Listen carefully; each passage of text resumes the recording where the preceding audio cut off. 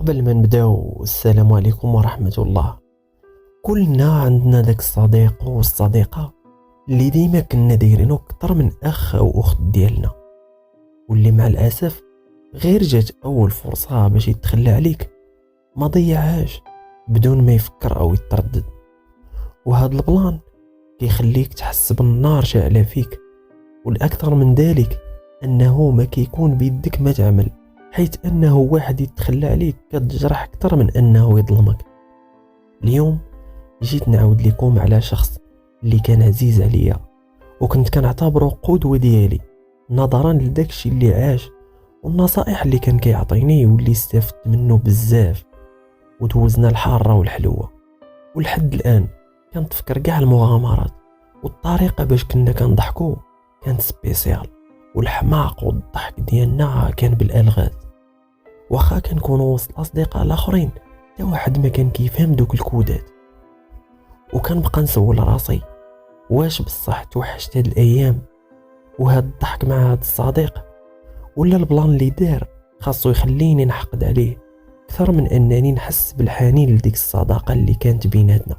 كنا بزيرو درهم كنشدو طريق لاي مدينه طاحت في بالنا، وبلا ما نفكروا اش غادي ناكلو ولا فين نباتو كنمشيو اوتو ستوب ونتحنسروا وندبروا على القص ونرجعوا في نفس النهار، وشي مرات كنباتوا غير في الجردة. المهم اخر الايام في الصداقه جا عندي المدينه اللي كنت كنقرا فيها، وجلس معايا شهر كامل حيت عاد كندبر على خدمه ومازال ما عندوش فلوس. صوفيتو كيما كان تيصوفيني، ومع العلم ضاربت مع الدراري اللي انا كاري معاهم حيت ما كانوش باغينو يجلس وهو ما كيخلصش الكرا. صاحبي كمل شهر وتخلص ووراني البزطام فيه الصالير، فرحت ليه بزاف. ولكن اللي ضرني انه في نفس النهار بغينا نصايبوا الغدا، وقال لي هاك 2 دراهم وزيد انت 2 دراهم نشريو الخبز باش نتغداو. بقى فيا الحال حيت الشهر اللي جلس معايا كنت كنطيب ونخلي ليه، وما فكرش في الشهر جالس بلا خلاص. انا داكشي ماشي مني تبيه عليه، وانما على الاقل راكم عارفين اخوتي كتبغي الواحد يكبر بيك. المهم داكشي داز، السيد مشى كرا راسو وما بقيناش كنتلاقاو بزاف بحكم العمل. صافي بدات العلاقه كتلاشى، قال لي انا باغي نتزوج نجمع راسي. قلت لي الله يسهل عليك، خطوه زوينه ولكن صبر حتى تكون موجود نفسيا، انت راك زهواني شويه. قال لي لا انا جمعت راسي. دازت سيمانه رجع قال لي انا كنت مع واحد البنت ونشطنا وكذا راكم عارفين.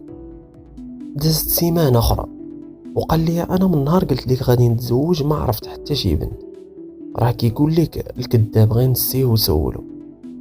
انا من هادشي كله ما كيهمني والو، اللي كيهمني هو انه السيد تبدل من بعد الفلوس ولا سقرام اكثر من الايام ديال التحنزيره.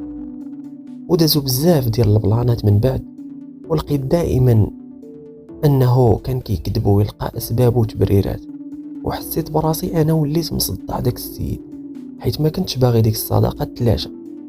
حتى النهار جيت لعندو للبلاصه فين كاري، خرجنا ولا كيقول لي لا جمع راسك، انت بركه ما تضحك على بنات الناس، لا انت غير كدور سير تخدم، لا الحياه صعيبه زير راسك. كنت غنتقبلها كون كانت بحب وغيره، ولكن النصيحه كانت بتعالي وتكبر. وسكت. فاش بغينا نتعشاو قلت ليه يلا ناخدو باش نتعشاو، وقال لي لا انا غادي نوصل غنعس، انت طيب ولا خود انا راني عيان. وقال لي انا مغدي مزيان، ومع العلم عاود تاني انه نساب اللي قال لي اليوم في الخدمه ما تغديتش كاع.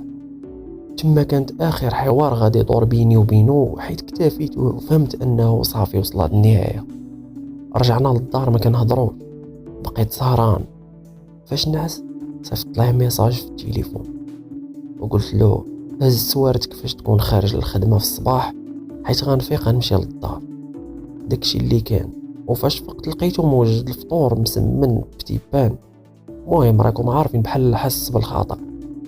المهم انا ما كليتوش، هزيت الشكاره ديالي ومشيت. وباش تاكدت انه داكشي اللي كان باغي ما عاود سول فيا نهائيا، يعني بحال كان كيتسنى هذيك النهايه. وفي الاخير كنبغي نقول شكرا لصديقي الغير وافي وما عرفت واش توحش ديك العلاقة ولا نكون حاقد. اللي عارف أنني استفدت بزاف من هاد القصة اللي عشت. وما تنساوش تقولوا لي في التعليقات أشنو الرأي ديالكم في هاد الشيء، واللي عنده شي سؤال يخليه، وحتى اللي عنده شي نصيحة ولا أجوبة للتساؤلات ديالي يفيدني. وما تنساوش ديروا أبوني، مازال عندي بزاف ما نقول ونعاود نشارك معكم صدمات الحياة حيث يمكن تفيدكم ولا نتوما تفيدوني. تهلاو ليا في راسكم بزاف أصدقائي صديقاتي.